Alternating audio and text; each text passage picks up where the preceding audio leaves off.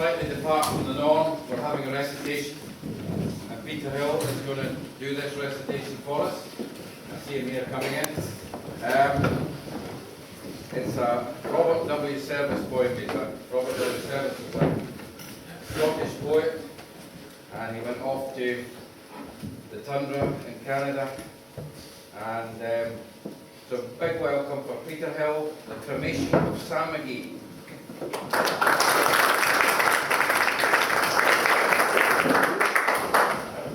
Thanks, Forbes.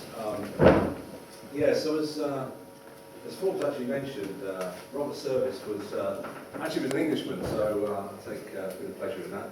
But he was born in Preston in 1874, and he moved literally within months of his birth to Kilwinning in Ayrshire.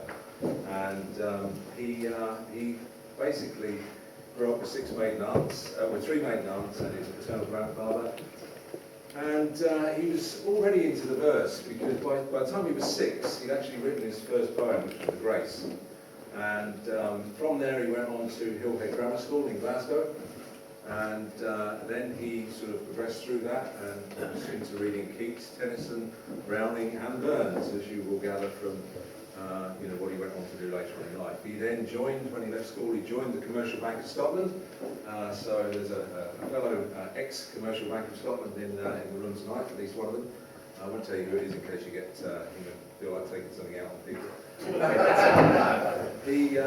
he joined there, and then he actually went over to the States in 1906, and he sort of travelled, bummed his way around the States really, but actually ended up in the north, heading towards Canada, and he joined the Canadian Bank of Commerce, and he became known as the Bard of the Yukon.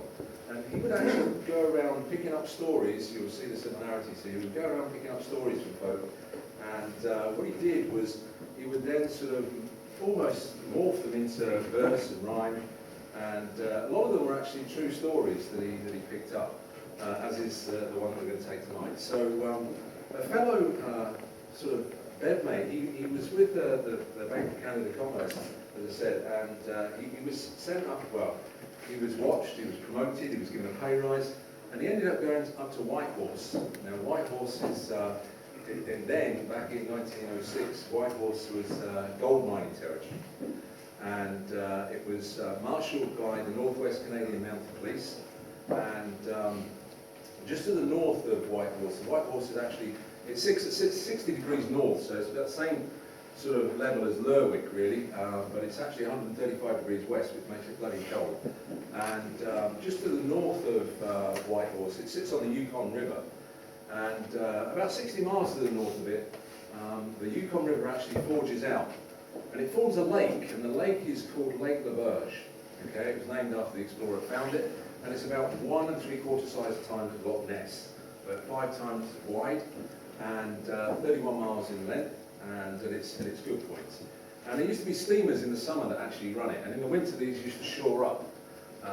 Most of them used to shore up quite safely, but every now and again one would actually get sort of trapped.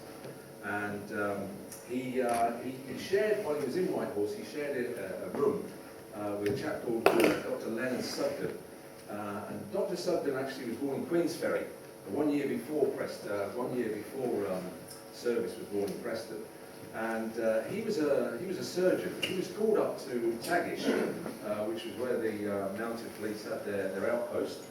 And he was asked to bring a body back. And, well, it wasn't a body when he went up there, but when he got up there, it was a body, and he was asked to bring it back. And he stopped off at Tagish, at the post, to telegraph the family of what was then a body, the corpse, and to telegraph the family back in Tennessee to see if he could actually cremate them, because the ground was so frozen that he couldn't actually do anything with it, so he needed to cremate it. Now, at the same time, there was, about a month later actually, he heard a story from a Dawson man, and I know there are 2 of those in the room as well, so we need to do at least 2 of those, so we need to be careful about those as well, but about a friend that had actually cremated a fellow gold miner, and that got Service thinking about it, so he penned a poem, The Cremation of Sam McGee. So it's based on those true aspects. And we'll see if we can actually get a bit of atmosphere going here. and we'll also have the mic over as well in a minute. We'll see what we can do there. So that's maybe it'll work, maybe not. So that's just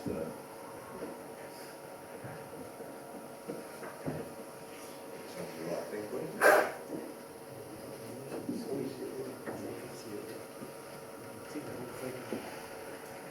So what we're talking about is that he goes up to, excuse me, he goes up there and he picks up the body and he has to get it back.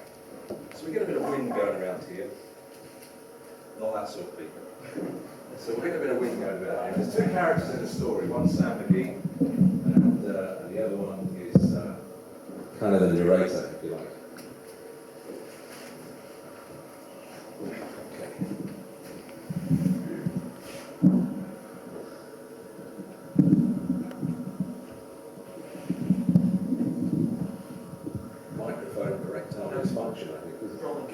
Yeah, absolutely, absolutely. There are some strange things done in the midnight sun, and the men who moil for gold, and the Arctic trails to the secret tales make your blood run cold. The northern lights, well, they've seen queer sights. The queerest they ever did see was that night in the marsh of Lake LaBarge, where I cremated Sam McGee. Now, Sam McGee was from Tennessee, where the cotton blooms and blows. Why he left his home in the south to roam round the poles, well, God only knows. It was always cold in the land of gold, but it seemed to hold him like a spell. And he'd often say, in his homely way, "I'd sooner live in hell." Well, it was Christmas Day, and we were mushing our way across the Dorset Trail. We talked of the cold, through the hypocrite's fold, stabbed like a driven nail. Our eyes we closed, the lashes they froze, till we could not see. Wasn't much fun, the only one, the whimper was Sam McGee. And that very night, as we lay wrapped in tight, in our robes beneath the snow, while the dogs were fed, stars overhead, they were dancing heel to toe. Well, he turned to me, and "Cap," says he, "I'll cash in this trip, I guess. And if I do, I'm asking you not to refuse my last request." And I kind of looked so low, and I couldn't say no. And he says with a sort of a moan, "It's cursed cold. It got right hold, and I'm chilled clean through the bone. It ain't being dead. It's the fear I dread. It's icy grave pains. I want you to swear, come foul or fair, you'll cremate my last remains." Well, a man's last need is the thing to heed. I swore I would not fail. So we started on the street of dawn. God, he looked ghastly pale. He kind of crouched in the sleigh and he raved all day of his home in Tennessee. And by nightfall, corpse was all that was left of Sam McGee.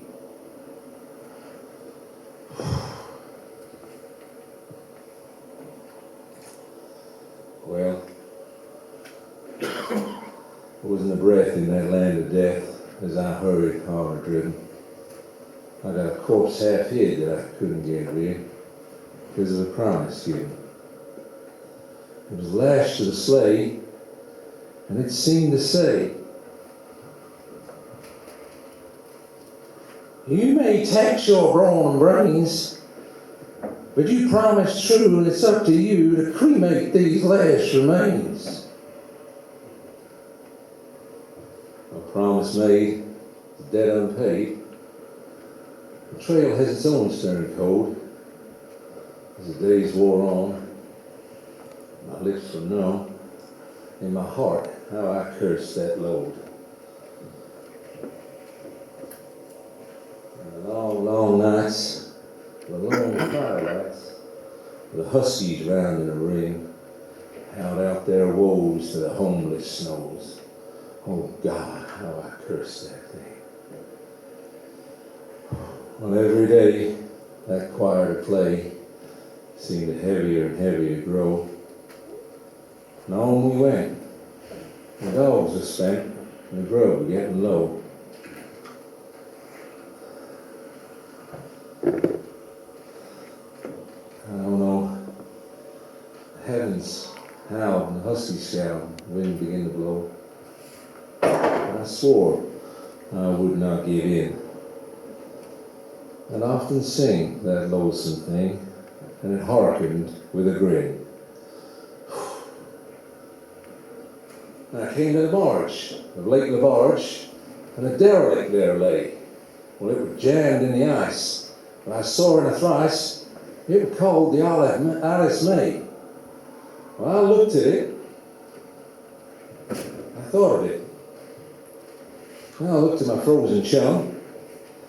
Then here, says I, with a sudden cry, is my crematorium. Well, some planks I tore from the cabin floor. I lit the boiler fire. And some coal I found were lying around, and I heaped the flames up higher. The flames, they roared, the furnace soared, such a blaze you seldom did see. Then I buried a hole in the glowing coal, and I stuffed it with Sam McGee. Well, then I took a hike. I didn't like to hear him sizzle so. The heavens howled, and those huskies, they growled. The wind began to blow. It was icy cold, and a hot sweat rolled down my cheeks. I don't know why. And an inky cloak of greasy smoke went streaking down the sky. Well, I do not know how long in the snow I wrestled with grizzly fear. Stars came out, they danced about before I ventured near. And I bravely said, it's fear and dread, I bravely said, I'll take a peek inside. The time I looked, he must be cooked, so the door I opened wide.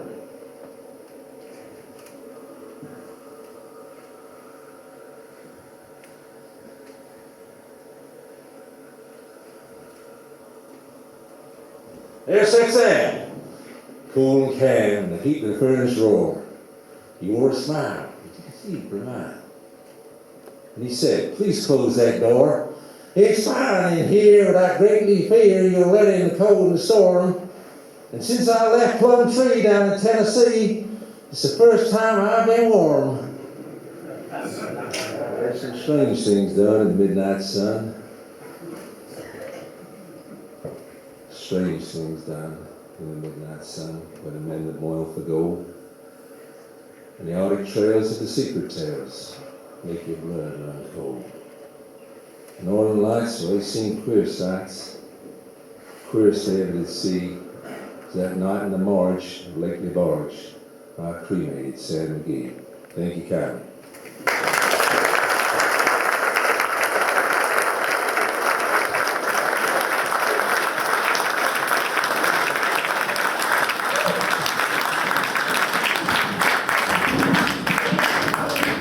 Peter, I've heard it many times, but never anything like that.